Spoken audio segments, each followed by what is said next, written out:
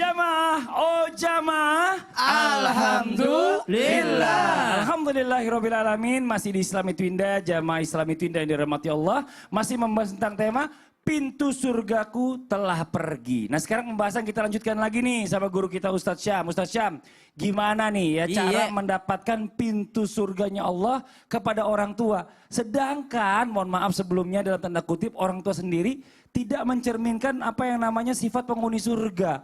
Apakah tetap kita harus berbakti kepada mereka atau bagaimana? Mohon izin penjelasannya. Tafadhol Ustadz Syam. Tabi guru-guru Ustadz Ilman, Ustadz Maulana, Mas Fadli serta guru-guru kami yang dimuliakan Allah Subhanahu wa taala. Suatu ketika sahabat sedang duduk bersama baginda Nabi SAW. Lalu para sahabat terhentak karena Nabi SAW dibisikkan oleh Jibril alaihissalam bahwa akan datang seorang penghuni surga dari balik bukit. Kemudian Allah mengirimkan salam kepada orang tersebut.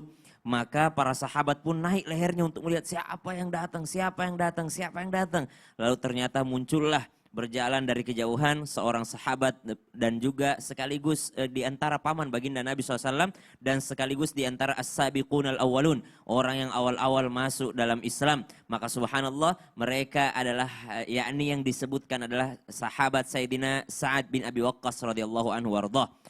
Sa'ad adalah seorang anak yang sangat berbakti kepada ibundanya.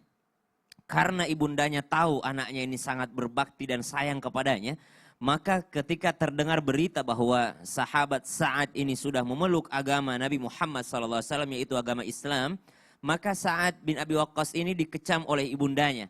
Karena ibundanya adalah seorang pemeluk agama nenek moyangnya yang sangat taat, maka ibundanya berkata kepada Sa'ad, "Anakku, kalau engkau tetap memeluk agama Muhammad, maka ibu berjanji tidak akan makan dan tidak akan minum." Karena dia tahu pasti hati anaknya akan tersentuh dan anaknya tidak akan pernah tega melihat ibundanya tidak makan dan minum. Namun apa yang terjadi? Sa'ad bin Abi Waqqas tetap membuatkan makanan kepada ibundanya. Dibuatkan makanan sambil dipeluknya, dibuatkan makanan sambil dipeluknya. Tidak ada satupun makanan yang disuap oleh ibunya, tidak ada satupun makanan yang dimakan oleh ibundanya.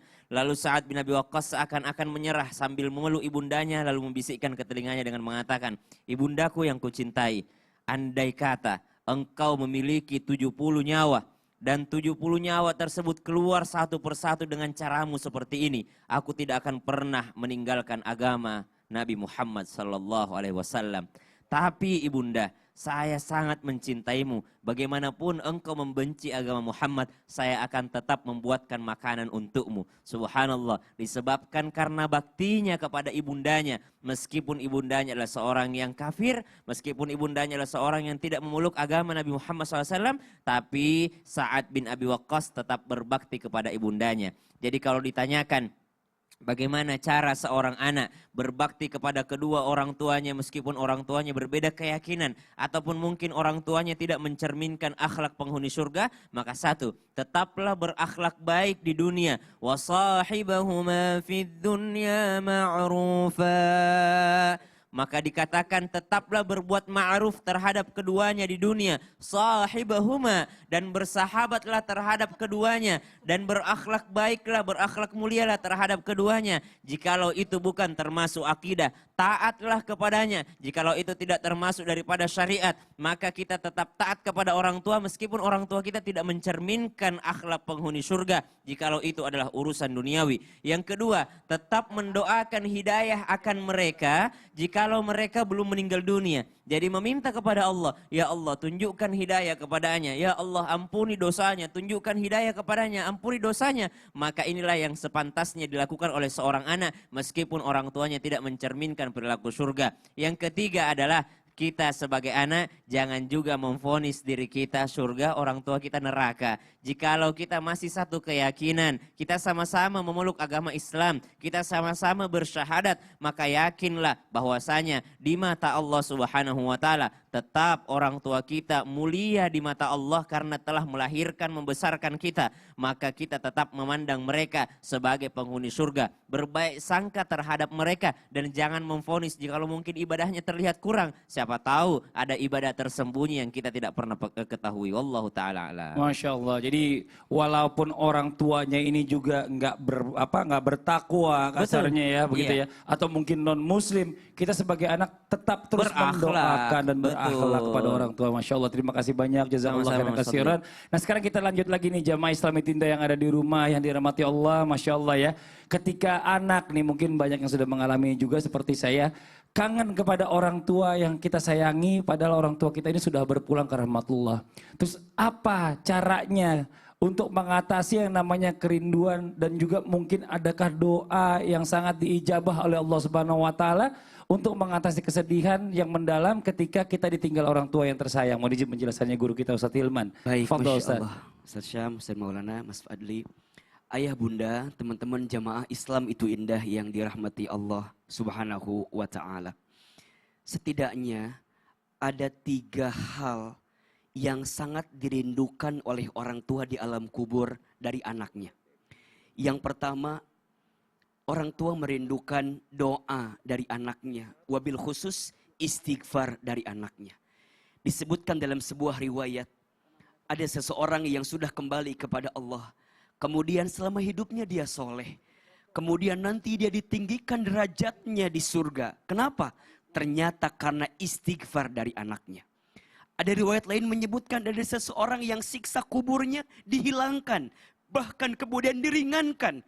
Ketika dia bertanya, kenapa siksa kuburku ringan? Maka malaikat menjawab, iya, bagaimana mungkin aku menyiksamu sedangkan aku melihat anak-anakmu mendoakan untuk dirimu. Maka doa adalah satu yang dirindukan oleh orang tua kita di alam kubur. Ahilman, apa doanya? Salah satu yang paling masyhur, doakan, Rabbighfirli wali walidayya warhamhuma kama rabbayani shaghira. Jangan tinggalkan doa ini. Minimal setiap sholat lantunkan doa ini. Dengan izin Allah, semoga doa ini melapangkan alam kubur orang tua kita. Amin ya Allah. Doa ini meringankan hisab orang tua kita. Dan dengan izin Allah mengangkat derajat orang tua kita. Amin ya Allah. Yang kedua, orang tua di alam kubur merindukan sedekah dari anaknya. Yang diniatkan untuk orang tuanya. Satu kali dikisahkan seorang sahabat bernama Sa'ad bin Ubadah radhiyallahu an. Beliau itu ditinggal oleh ibunya. Kemudian beliau curhat kepada Nabi SAW. Ya Rasulullah, ibuku sudah wafat. Selama aku hidup, aku merasa belum sempat berbuat baik kepada ibuku. Bahkan aku mendapatkan kabar ibuku wafat. Dan aku belum bisa berbuat baik kepadanya. Bagaimana caraku berbuat baik kepadanya? Maka Rasul kemudian bersabda, bersedekahlah atas nama ibumu. Maka setiap sedekah yang engkau berikan, itu akan mengalir pahalanya untuk ibumu ketika engkau meniatkan untuk ibumu.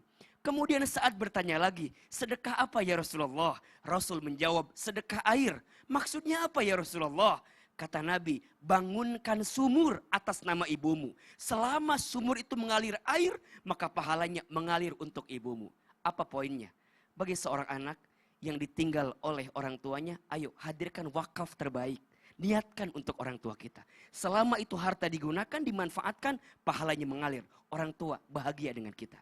Dan yang ketiga, orang tua merindukan kebaikan yang dilanjutkan oleh anaknya. Apa contohnya? Sambungkan silaturahmi dengan kerabat orang tua kita. Kalau orang tua kita punya sahabat, punya kerabat, punya saudara, jangan sampai terputus silaturahminya karena orang tua kita sudah kembali kepada Allah. Justru kita yang lanjutkan. Karena setiap kita menjaga silaturahminya, orang tua kita di alam kubur senang dengan keadaan kita. Termasuk pesannya tadi, bagaimana adik kakak ketika sudah ditinggal oleh orang tua, jangan berantem, harus rukun. Bahkan naudzubillah ya, jangan sampai kita bercerai-berai gara-gara urusan harta, gara-gara urusan warisan. Mohon maaf lahir batin. Ada kita menemukan adik kakak berantem selepas orang tuanya wafat karena urusan harta. Naudzubillahi min dzalik. Sungguh itu menyiksa, bahkan membuat sedih orang tua kita yang ada di alam kubur. 3 hal ini tolong catat. 1, doa. 2, sedekah. tiga, lanjutkan kebiasaan baiknya. Masya Wallahu Allah. a'lam bishawab. Jazakallah khairan katsiran. Terima kasih banyak Ustadz Hilman atas penjelasannya. Dan ini sangat ya membuka hati banget ya buat kita, terutama orang-orang yang sudah kehilangan kedua orang tua kita nih. Masya Allah, terima kasih. Nah sekarang kita lanjut lagi nih buat jamaah Islami Twinda yang ada di rumah. Ya namanya orang meninggal orang tuanya ini beda-beda kasus nih. Mungkin kita sekarang beralih ke kasus yang berikutnya. Bagaimana jika seorang anak ini ditinggal sama orang tuanya ini pada saat mereka masih kecil. Sampai akhirnya mereka ini dirawat sama kakek dan neneknya. Apakah pertanyaannya, kakek dan neneknya ini bisa menjadi pintu surga bagi anak-anak tersebut atau tetap orang tuanya ya ibunya? Mohon izin penjelasannya. Masya Allah, tabarakallah, izin Ustaz Hilman dan Ustaz Sam. Bismillahirrahmanirrahim. Allahumma salli ala Sayyidina Muhammad wa ala Sayyidina Muhammad. Satu hal buat kita tidak bisa memungkiri siapa yang duluan berpulang ke rahmatullah. Bisa jadi anak lebih dulu berpulang ke rahmatullah dibanding orang tuanya. Sebagaimana yang terjadi kepada istri saya. Tidak usah jauh-jauh ambil contoh. Almarhumah berkata sama ibunya, sama bapaknya. Harusnya saya mengurus bapak sama mama. Tapi kenapa saya yang diurus? Nah, terus berpulang ke rahmatullah. Maka saya berkata, tenang. Nanti baktinya Ummi Nora kepada orang tuanya dilanjutkan oleh anak-anaknya Ummi Nora. Yakni anak-anak saya.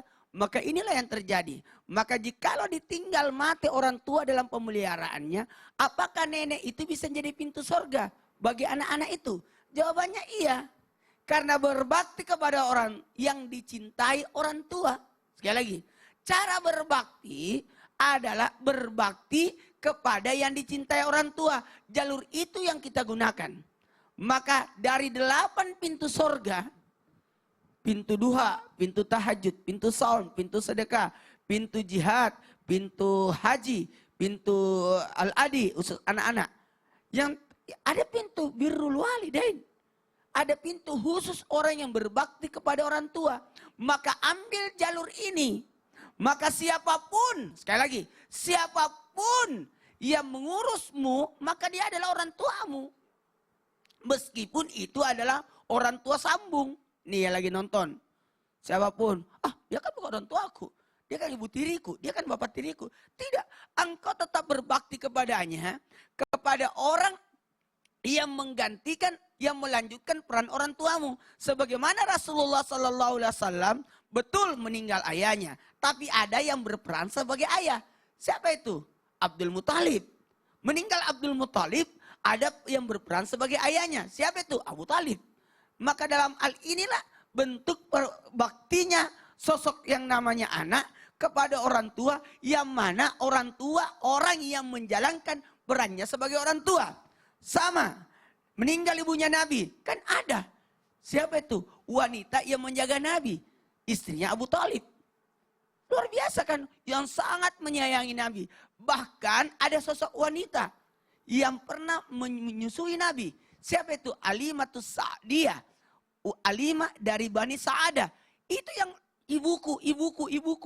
Bukankah seperti itu? Jadi artinya orang-orang yang melanjutkan. Walaupun dia adalah bibi. Walaupun dia tantenya. Apalagi nenek. Wah biasanya nenek itu lebih cinta kepada cucunya dibanding anaknya. Itu lebih. Apa dia bilang? Bawakan cucuku, kau pulang saja. Biar cucumu yang bermalam. Tanya lo Ustaz Sam. Oh begitu, memang begitu Ustaz Syam? Belum sih. Belum ketahuan. Kalau saya udah ngerasain dulu. Udah ngerasain. Rasain. Kita itu bertengkar. Saya waktu meninggal Ummi Nora, apa kata neneknya? Ibunya Ummi Nora.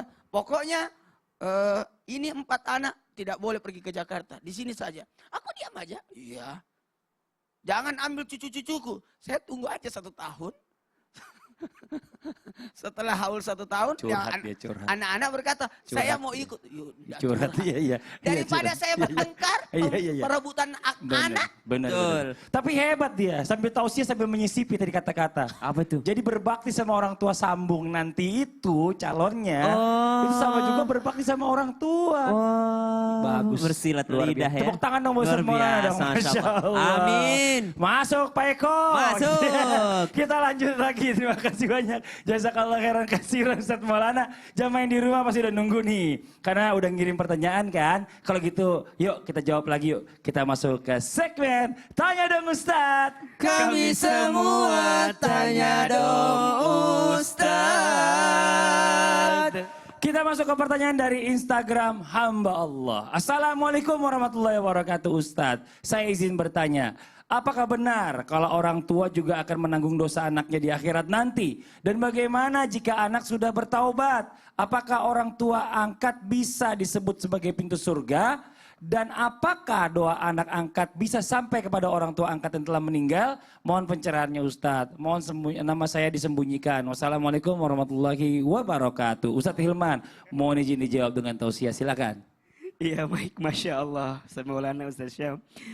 Jamaah Islam itu indah yang dirahmati Allah Subhanahu wa Ta'ala. Bicara tentang bagaimana siapa yang menanggung dosa di antara kita. Tentu setiap jiwa yang menanggung dosanya sendiri. Orang tua tidak akan menanggung dosa dari anaknya dengan catatan orang tua itu sudah mendidik anaknya dengan baik, membimbing dengan baik, memberikan pendidikan dengan baik. Insya Allah orang tua tidak akan menanggung dosa daripada anaknya. Adapun ketika orang tua melalaikan kewajibannya, tanggung jawabnya, dan kemudian anaknya itu menjadi orang yang tidak baik, maka nanti orang tua akan dihisab bukan karena dosa anaknya, tapi dosa orang tuanya yang tidak mendidik anaknya dengan baik. Makanya yang namanya orang tua itu amanah. Yang namanya anak itu bisa menjadi sesuatu fitnah bagi kita, maka jaga dengan baik. Maka didiklah dengan baik. Termasuk pertanyaan yang selanjutnya, apakah orang tua angkat kita juga adalah orang tua kita? Iya, iya. Kalau tadi Ustaz Maulana nyambung orang tua sambung. Orang tua sambung, seandainya nanti ada istri baru. Iya. Berarti itu ibunya anak-anak juga. Iya. Seperti ini, Jadi ya. yang namanya orang tua itu bukan hanya orang tua kandung ya. Guru itu orang tua kita. Betul. Iya kan? Kemudian kalau di kantor ada senior kita misalnya, pimpinan kita, itu adalah orang tua kita. Setiap orang yang memberikan bimbingan, kebaikan, pendidikan kepada kita, itu adalah orang tua kita. Maka jadilah anak yang baik bagi mereka, dan jadi orang tua pun jadi orang tua yang baik untuk mereka. Makanya ada 3 yang tidak akan terputuskan saat seseorang itu wafat.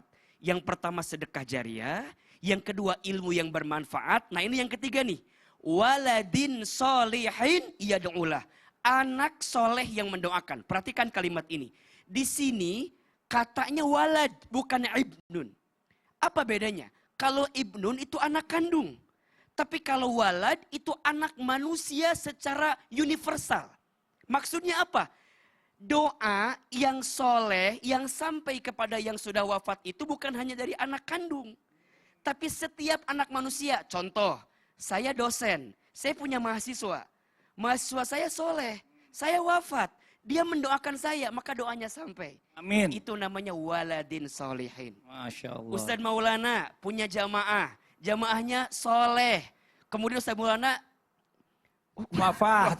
Nggak usah ragu-ragu ngomongnya. Ya, wafat. Kan ini cuma perandaian-andaian doang. Ini contoh. Iya, iya. Maka jamaahnya mendoakan Ustadz Maulana, doanya sampai. Iya.